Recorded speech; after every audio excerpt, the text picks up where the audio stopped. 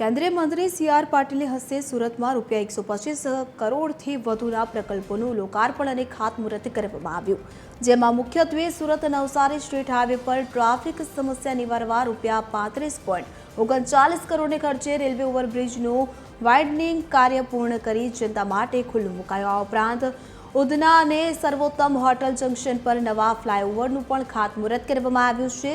શિક્ષણ અને આરોગ્ય ક્ષેત્રે આધુનિક પ્રાથમિક આરોગ્ય કેન્દ્ર અને ડિજિટલ સુવિધા સજ્જ શાળાઓનું પણ નિર્માણ કરાયું। પાટીલે સુરત માટે 28 માળના ભવ્ય મિની સચિવાલયની પણ જાહેરાત કરી છે કે જે ભારતની સૌથી ઊંચી મ્યુનિસિપલ ઇમારત હશે।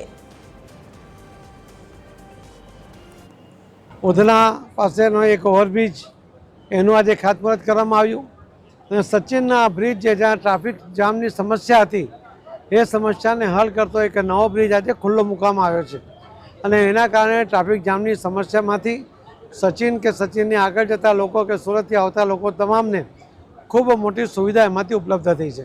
સાથે સાથે 2 આરોગ્ય કેન્દ્ર અને એક તળાવનું કામ પણ આજે જ્યારે વિશ્વ જળ દિવસ છે ત્યારે એક તળાવનું પણ લોકાર્પણ થાય એ પણ ખૂબ આનંદની વાત છે।